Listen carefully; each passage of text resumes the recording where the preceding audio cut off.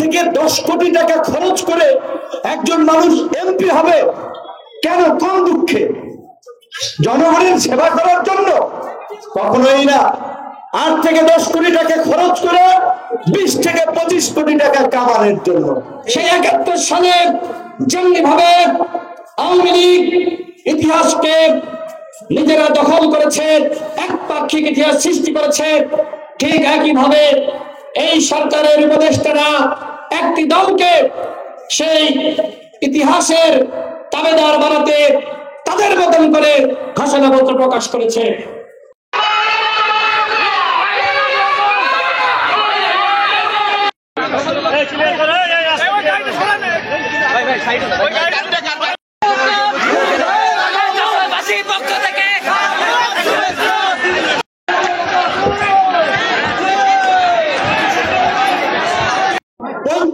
বছর এই বেশি শক্তি এবং আধিপত্য বিস্তার কালো টাকার রাজনীতি আমরা দেখেছি।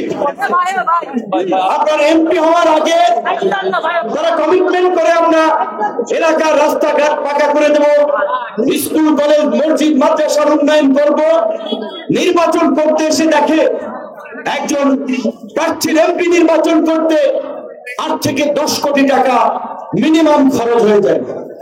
আপনারা বলেন 8 থেকে 10 কোটি টাকা খরচ করে একজন মানুষ এমপি হবে কেন? কোন দুঃখে?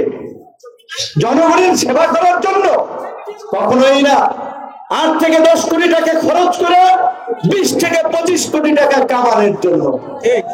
সেই জন্য আমরা বলছি বাংলাদেশের এই বিদ্যমান দুর্বৃত্তায়িত কালো টাকা বেশি শক্তি এবং আধিপত্য বিস্তারের অপরাজনীতি বন্ধ করতে হবে। নির্বাচনের টাকার খেলা বন্ধ করতে হবে, তবে এই দেশে পরিবর্তন আসবে। ওই কালো টাকা এবং বেশি শক্তির কারণে ভালো মানুষের পরিবর্তে ইয়াবাবদি, বিশ্বু শামসু এই ধরনের লোকেরা এমপি হয়, এই ধরনের লোকেরা মন্ত্রী হয় এবং তারা এমপি মন্ত্রী হয়ে ওই বসুন্ধরার ভূমিদস্যুদের মতো লুটপাটকারীদের সুযোগ দেয়। আপনাদের যশোরেরই, যদিও আপনারা কেউ কষ্ট পেতে পারেন, কিন্তু আমাকে বলতেই হবে বাংলাদেশের ব্যাংক খাতের অন্যতম আরেকটি লুটেরা নাবিল গ্রুপ এই যশোরেরই কিন্তু প্রতিষ্ঠান, এই যশোরেই তাদের বাড়ি। আজকে বাংলাদেশের ব্যাংক থেকে লক্ষ লক্ষ কোটি টাকা লুটপাট করে দেশে না একেবারে সিঙ্গাপুর, কানাডা, সাইপ্রাস, ইউরোপ, আমেরিকায় নিয়ে গেছে এই দেশের টাকা। আর আজকে আমাদের দেশের মানুষ চিকিৎসা পায় না। আজকে গত কয়েকদিন ধরে পত্র পত্রিকায় রিপোর্ট হচ্ছে বিশ্ববাজারে দ্রব্যমূল্যের নিম্নগতি, জিনিসপত্রের দাম কম, চালের দাম 40 ভাগ কমেছে, তেলের দাম 20% কমেছে, জ্বালানি তেলের দাম বাংলাদেশে কমে নাই। কারণ বাংলাদেশে একবার যেটা বাড়ে সেটা আর কখনো কমে না, কোন সরকার কমায় না। তবে আমরা আশা করেছিলাম এই সরকার তো অন্যদের মতো লুটেরা সরকার নয়, ভাগ বাটোয়ারার সরকার নয়, অন্তর্বর্তীকালীন সরকার। কাজেই তারা জনগণের জন্য ভালো কিছু করে দৃষ্টান্ত রেখে যাবেন, যেটা নিয়ে কম্পেয়ার করা হবে, পরবর্তী সরকারের সাথে তুলনা করা হবে।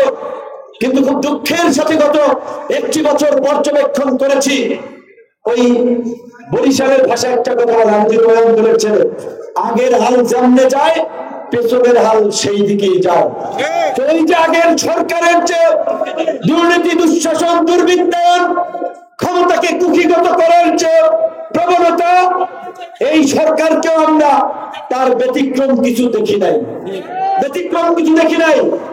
উপদেষ্টাদের একের পর এক পিএস এর দুর্নীতি পত্র পত্রিকা আসতেছে, একজন উপদেষ্টা পদত্যাগ করে নাই।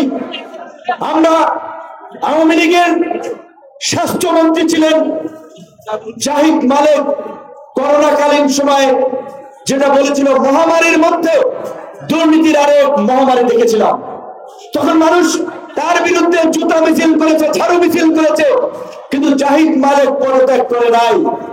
আজকের এই অন্তর্বর্তীকালীন সরকারের উপদেষ্টাদের বিরুদ্ধে এত লেখালেখি করলো, এত কথা বললো, একটা মানুষের লাশ লজ্জায় পদত্যাগ করে দেয়। কারণ ক্ষমতাকে সবাই ভোগ করতে চায়, এনজয় করতে চায়, ফ্ল্যাগ উড়িয়ে চলতে চায়। আজকে যদি আপনাদেরকে বলি, দেশের মানুষকে বলি, আজকে এই আমাদের মতো ছাত্র যুবক তরুণরা 15-20 দিনের আন্দোলন করে নেতা হই নাই। 2018 সালের ঐতিহাসিক কোটা সংস্কার আন্দোলন, একই বছরের নিরাপদ সড়ক আন্দোলন, ধারাবাহিকভাবে ফ্যাসিবাদের বিরুদ্ধে আন্দোলন সংগ্রাম, 2019 সালের ডাকসু নির্বাচন, পরবর্তীতে এই জুলাই গণ অভ্যুত্থান, এই ধারাবাহিক প্রক্রিয়ার মধ্য দিয়ে রাজনীতিতে এসেছি। আমাদের একজন বোন আফরোজা সুলতানা বউ বলেছে, আমরা আন্দোলন করেছিলাম, প্রতিবাদ করেছিলাম, আমাদের তালিকা করে রাখা হয়েছে, আমাদের যুব নেতা তিয়াস বলেছে প্রোগ্রাম করতে এসেছে, অবরুদ্ধ করে রাখা হয়েছিল। সেই শক্তিধর দৈত্য দানবের আজকে কোথায়? এই যশোরের আরেক কুখ্যাত সন্ত্রাসী সীমান্তবর্তী এলাকা হওয়ায় মাদকের ভয়াবহ করাল গ্রাস, ভয়াবহ থাবা, এই শাহীন চাকলাদারদের সন্ত্রাসী কর্মকাণ্ডে এই রকমের একটি শিক্ষা সংস্কৃতির অগ্রগামী জেলা যশোর একটা চাষের নগরীতে পরিণত হয়েছিল। সেই শাহীন চাকলাদার আজকে কোথায়? এটি বলে, এমন জীবন করিবে গঠন, মরণে হাসিবে তুমি, কাঁদিবে ভুবন। এমন জীবন গঠন করেন, আপনি না থাকলেও যেন মানুষ আপনার অনুপস্থিতি অনুভব করে। আজকে ক্ষমতায় থাকতে এত দাপট, এত প্রতাপ, ক্ষমতা শেষ, দেশেও থাকতে পারে নাই, গাড়ি বস্তা কোন করে সীমান্ত দিয়ে পালাইছে। এই ক্ষমতার বাহাদুরি দেখায়েন না। ইভেন এখনো যারা দেখাচ্ছেন, অল্প কয়েকদিনের ক্ষমতা পেয়ে যারা ধরাকে সরাজ্ঞান মনে করছেন, ক্ষমতার অপব্যবহার করছেন, জনগণের কাছে জবাবদিহিতা করতে ভুলে গেছেন, পতিত স্বৈরাচারের দোষকদের দিকে তাকান। আজকে পরিষ্কার ভাবেই আমরা বলতে চাই, আমরা গণ অধিকার পরিষদ ভবিষ্যতে কতদূর যেতে পারি, কতজন এমপি মন্ত্রী হয়, কবে সরকার গঠন করে, সেটা আমাদের কাছে বিবেচ্য বিষয় নয়। আমাদের বিবেচ্য বিষয়, আমরা এই দেশের দুর্বৃত্তায়িত রাজনীতির পরিবর্তনে যে আওয়াজ তুলেছি, রাজনীতিতে নতুন ধারার যে স্লোগান তুলেছি, সেই স্লোগান প্রতিষ্ঠা করা। আমাদের দলের যে স্লোগান জনতার অধিকার, আমাদের অঙ্গীকার, আমাদের অঙ্গীকার, সেটি শুধুমাত্র স্লোগান কিংবা কথায় নয়, কাজে পরিণত করতে হবে। রাজনীতিকে দীর্ঘদিন ধরে লুটপাটকারীরা আচ্ছা জমিদারি প্রথা বানিয়ে রেখেছিল।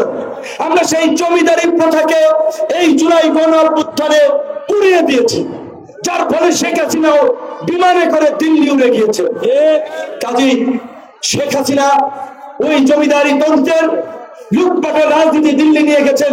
এই দেশে আর লুটপাটের অপরাজনীতি চলবে না। মাত্র 30% টাকায় জমির মালিক হয়ে নতুন বাংলাদেশের গড়ে তোলার স্বপ্ন দেখা বাংলা বসতি। এই দেশে এখন জনগণের রাজনীতি চলবে। যারা জনপ্রতিনিধি হবেন তারা জনগণের প্রতি দায়বদ্ধ থাকবেন, রাষ্ট্র তার নাগরিকদের প্রতি দায়বদ্ধ থাকবেন। পুলিশ, র্যাব, আইন শৃঙ্খলা বাহিনী কোন দলীয় বাহিনী হবে না, কোন সরকারের পেট্রো বাহিনী হবে না, তারা জনগণের সেবা দানকারী একটি প্রতিষ্ঠান হবে। সেই জন্য আমরা বলছি, পুলিশ প্রশাসনের নিয়োগ পদোন্নতির একটি স্বচ্ছ প্রক্রিয়া নিশ্চিত করার জন্য এই ব্যবস্থার সংস্কার আনতে হবে। পুরানো ব্যবস্থা দিয়ে নতুন রাষ্ট্র ব্যবস্থা সম্ভব নয়। আজকে সেই কোটা সংস্কার আন্দোলন থেকে রাষ্ট্র সংস্কারের লক্ষ্যে আমরা একটি ছাত্র সংগঠন থেকে একটি রাজনৈতিক দল গঠন করেছিলাম। নিরাপদ সড়ক আন্দোলনে স্কুল কলেজের কিশোরেরা যে রাষ্ট্র সংস্কারের আওয়াজ তুলেছিল, সেই রাষ্ট্র সংস্কারের আজকে আমাদের সামনে সুযোগ হয়েছে, আজকে আমাদেরকে সুযোগ এনে দিয়েছে।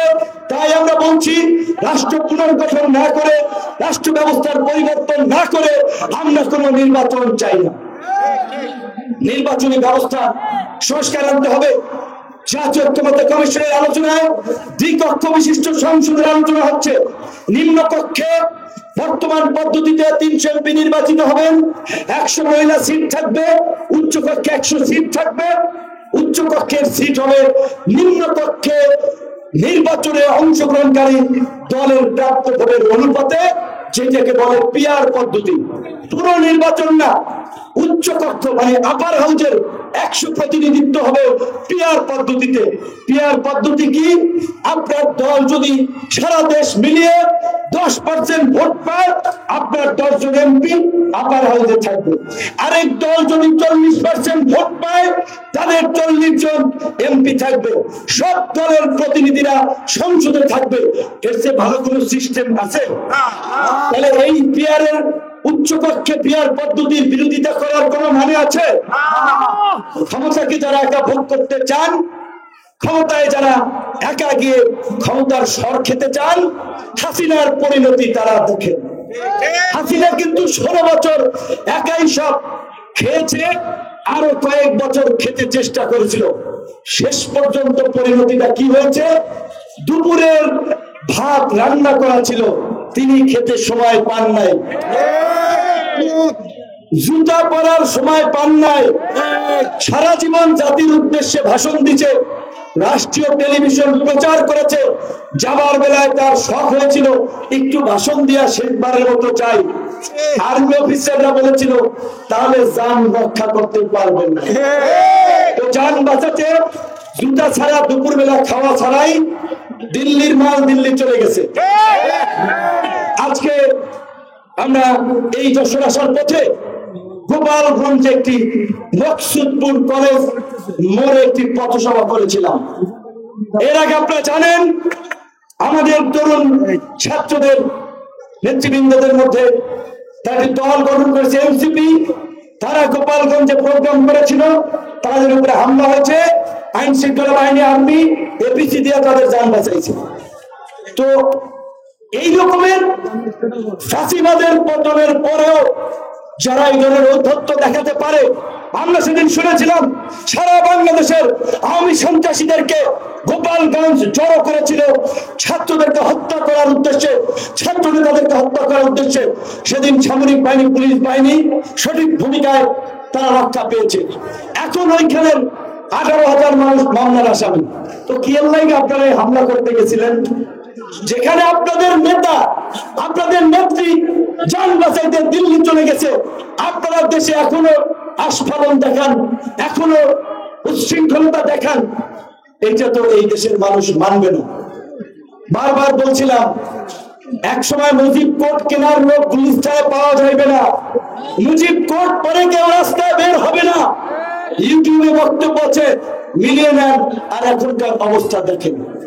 সেই জায়গা থেকে ছাত্রলীগ, যুবলীগ, আওয়ামী লীগ যারা করেছেন দেশের মধ্যে, তাদেরকে একটা বার্তা দিই পরিষ্কার, যে আমরা রিফর্ম এন্ড রিকনসিলিয়েশনের মধ্যে দিয়ে নতুন বাংলাদেশ গড়তে চাই। যারা ছোট অপরাধ করেছে তাদেরকে আমরা ক্ষমা করে দেব, কিন্তু যারা গুম করেছে, ভিন্ন মত বিরোধীদের উপরে হামলা করেছে, আরেকজনের সম্পদ দখল করেছে, মিথ্যা মামলা দিয়ে হয়রানি করেছে, যে যতটুকু পাপ করেছে তাকে ততটুকু প্রায়শ্চিত্ত করতে হবে। বাকিদের কোনো সমস্যা হবে না।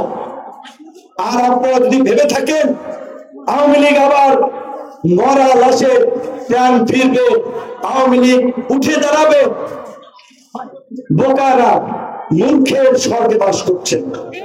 আওয়ামী লীগ দেশের রাজনীতিতে আর ঘুরে দাঁড়াবে না।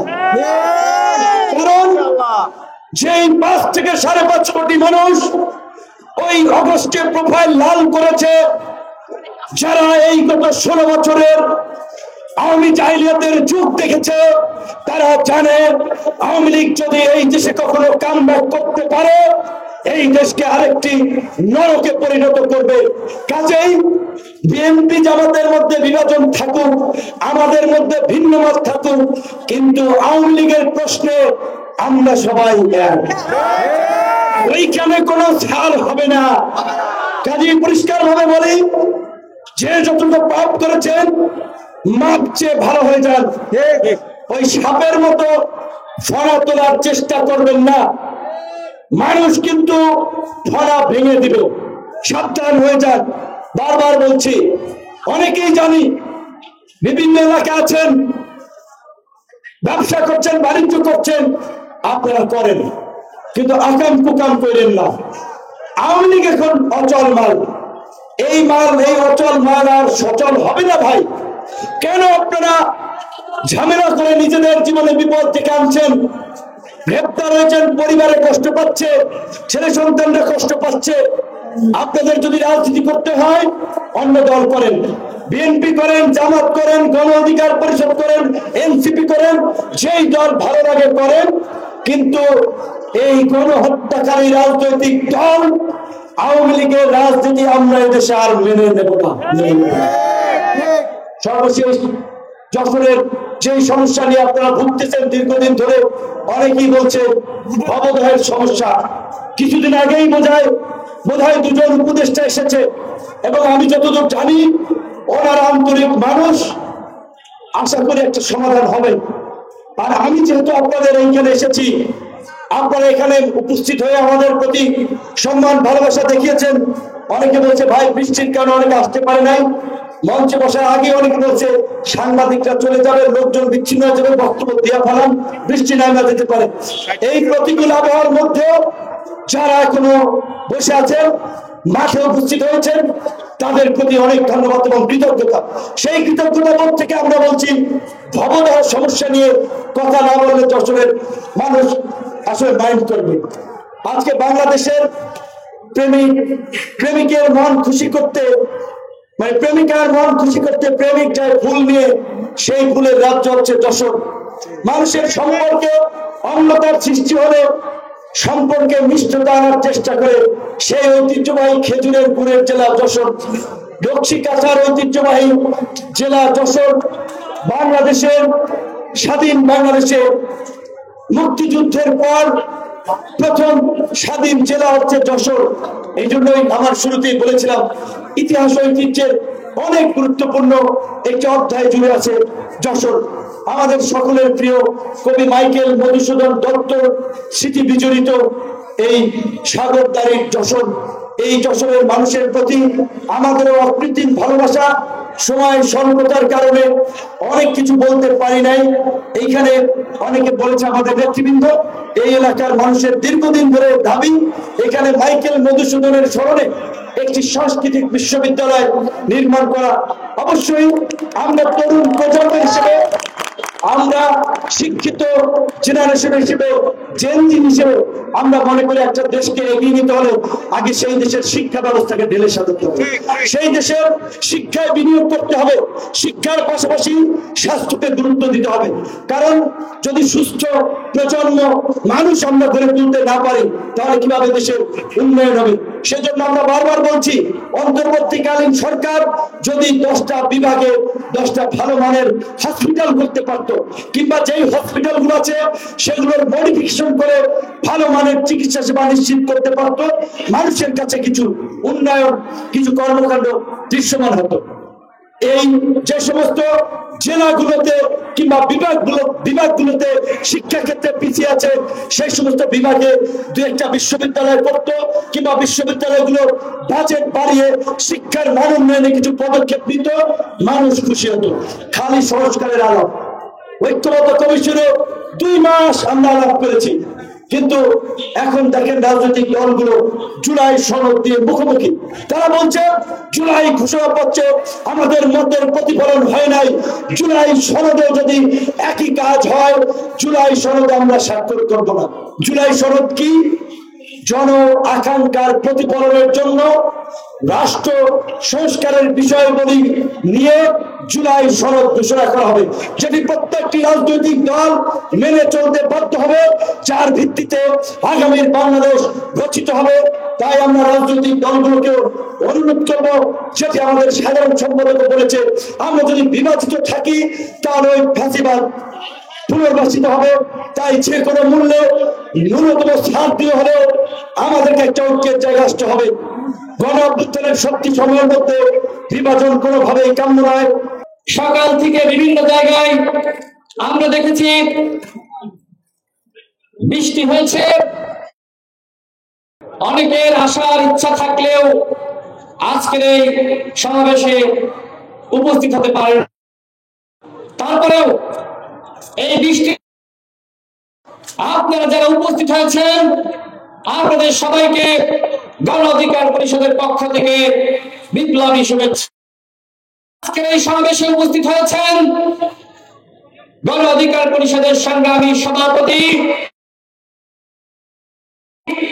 জননেতা নুরুল হক নূর, আমার পাশে গণ অধিকার পরিষদ যশোর জেলার সংগ্রামী সভাপতি জনাব আশিকুর রহমান উপস্থিত আছেন। আমার বাম পাশে আছেন খুলনা বিভাগীয় সাংগঠনিক সম্পাদক যশোর জেলার কৃতি সন্তান আশিক, যাকে আপনারা সেই 2018 সালের ঐতিহাসিক সংস্কার আন্দোলন থেকে চিনে থাকেন। যশোর জেলায় আমাদের নেতৃবৃন্দরা সেই 18 সাল থেকে সংগ্রাম করছে। নির্যাতন হয়েছে, যখন গুম করা হয়েছে, খুন করা হয়েছে, তারা রাজপথে দাঁড়াতে পারেনি। সে সময় কিন্তু এই গণ অধিকার পরিষদের অল্প কয়েকজন রাজপথে দাঁড়িয়েছে, সংখ্যা কোনো ব্যাপার নয়।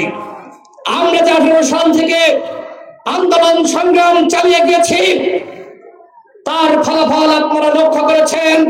এই 24-এর গণঅভ্যুত্থান, বাংলাদেশে যদি 18 সালের কোন সংস্কার আন্দোলন না হতো, আর আন্দোলন হলেও সেই আন্দোলন যদি সফল না হতো, তাহলে কোনোভাবেই এই 24-এর গণঅভ্যুত্থান হতো না।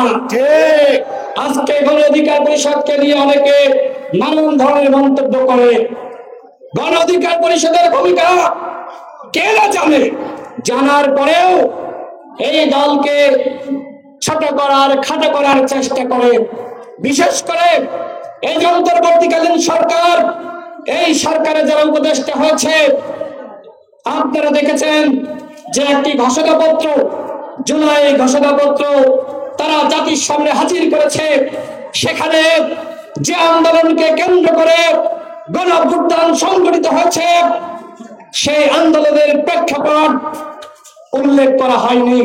অর্থাৎ সেই 71 সালে যেমনি ভাবে আওয়ামী লীগ ইতিহাসকে নিজেরা দখল করেছে, একপাক্ষিক ইতিহাস সৃষ্টি করেছে, ঠিক একইভাবে এই সরকারের উপদেষ্টারা একটি দলকে সেই ইতিহাসের তাবেদার বানাতে তাদের মতন করে ঘোষণাপত্র প্রকাশ করেছে।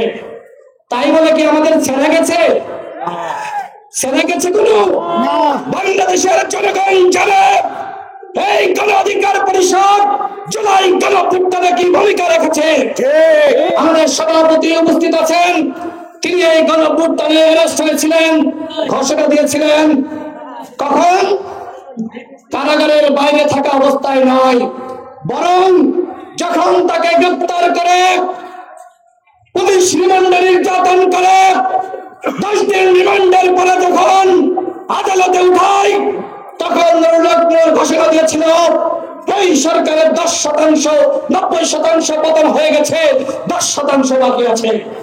আমাদেরকে গ্রেফতার করার চেষ্টা করা হয়েছে, এই যশোর জেলায় আমাদের নেতৃবৃন্দকে হয়রানি করা হয়েছে।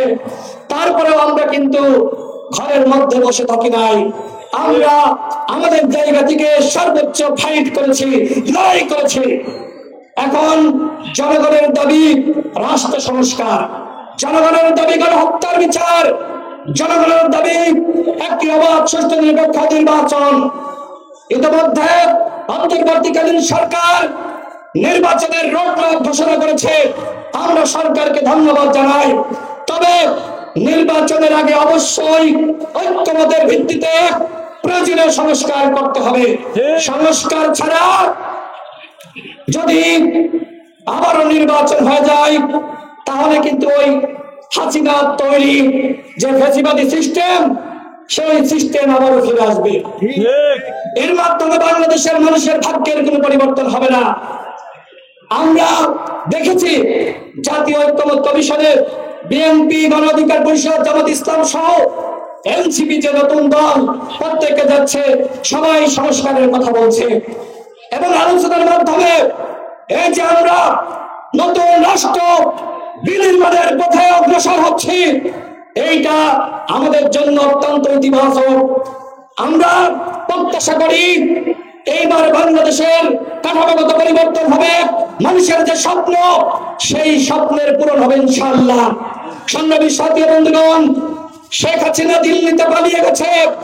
গতকাল আপনারা দেখেছেন তিনি বলেছেন তত্ত্বাবধায়ক সরকারের অধীনে নির্বাচন চাই। একই সাথে এই কথা বলছে আমি এখনো পর্যন্ত প্রধানমন্ত্রী, শেখ হাসিনা তুমি বাংলাদেশে আসো, তোমার প্রধানমন্ত্রীকে ছুটিয়ে দেওয়া হবে। দেশের 18 মানুষকে তুমি গুম করেছ, খুন করেছ। এই জুলাই গণঅভ্যুত্থানে আমার 2000 ভাই বোন, আমার শ্রমিক ভাইরা, আমার ছাত্র ভাইরা, যুব ভাইরা শহীদ হয়েছে। আর তুমি এখন মারিয়ে বেড়াও তুমি প্রধানমন্ত্রী, তোমার ওই চলে থাপ্পড় মারে দাঁতগুলো কিন্তু খুলে দেওয়া হবে। আওয়ামী লীগের নেতা কর্মীদের উদ্দেশ্যে বলতে চাই, যারা অন্যায় করেন নাই, জুলুম করেন নাই, আমরা তাদের সাথে কোনো জুলুম করব না। কিন্তু যারা বাংলাদেশে গণহত্যা চালিয়েছে, যারা নিপীড়ন করেছে, যারা আমার ভাইকে হত্যা করেছে, যারা বিনিময়কে দমন করেছে, যারা আমাদেরকে রাজপথে নামতে দেয় নাই, ওই অপরাধী শয়তান আওয়ামী লীগের ঠিকানা বাংলাদেশে হবে না। কথা স্পষ্ট। যারা অন্যায় করে নাই তাদেরকে ক্ষমা করে দেওয়া হলো, তাদের সাথে কোনো জুলুম করা যাবে না। কিন্তু কোন ফ্যাসিস্ট অপরাধী, তার সাথে কোনো আপোষ নাই, তাকে ছাড় দেওয়া যাবে না। আমি সর্বশেষ বলবো, আপনারা যশোর জেলার মানুষ, আপনারা অত্যন্ত সংগ্রামী। এই জুলাই গণঅভ্যুত্থানে বিএনপি, গণ অধিকার পরিষদ, জামাত ইসলাম, ইসলামী আন্দোলন সহ যতগুলো রাজনৈতিক দল, ফ্যাসিবাদ বিরোধী শক্তি রয়েছেন, আপনারা একসাথে লড়াই করেছেন। আমি আপনাদের পাশের জেলার সন্তান হিসেবে এই একতা আপনাদের ভিতরে দেখতে চাই। আজকে কিন্তু হাসিনা চক্রান্ত করছে আমাদের ভিতরে, আজকে বিভেদ তৈরি করার জন্য। হাসিনা কিন্তু ওই অডিও ফাঁস হয়েছে, সে বলেছে যারা ফ্যাসিবাদ বিরোধী শক্তি ছিল ওদের মধ্যে আগুন জ্বালিয়ে দাও। আমরা যদি আজকে বিভক্ত হয়ে যাই, আজকে যদি আমরা একে অপরের বিরুদ্ধে বক্তব্য দিই, তাহলে কিন্তু ওই হাসিনা দিল্লি বসে যে স্বপ্ন দেখছে সেই স্বপ্ন কিন্তু পূরণ হয়ে যাবে। নতুন রাষ্ট্র বিনির্মাণে একতার কোনো বিকল্প নাই। গণ অধিকার পরিষদের পক্ষ থেকে আমরা ঘোষণা দিয়েছিলাম জাতীয় সরকার গঠন করতে হবে। এমনকি এই বিপ্লব সফল হওয়ার পরে আমরা বলেছিলাম, একমাত্র দল হিসেবে আমরা প্রস্তাব রেখেছিলাম, যদি জাতীয় সরকার আপনারা গঠন না করেন তাহলে রাষ্ট্র চালাতে পারবেন না। সরকারের 1 বছর মেয়াদ শেষ হয়ে গেছে, কিন্তু অর্জন আজকের শূন্যের কোঠায়। আজকে এই সরকারের কোন দৃশ্যমান সংস্কার আমরা দেখছি না। যারা অপরাধী, ওই 14 সাল, 18 সাল, 24 সালের ডিসি, এসপি, সচিব, তাদেরকে শাস্তির আওতায় আনা হয় নাই। যে কারণে আমি এর আগে একবার বলেছিলাম, অবস্থা দেখে মনে হচ্ছে ডক্টর মোহাম্মদ ইউনূস শেখ হাসিনার পরামর্শে দেশ চালাচ্ছে। এই কথা কেন বলেছিলাম?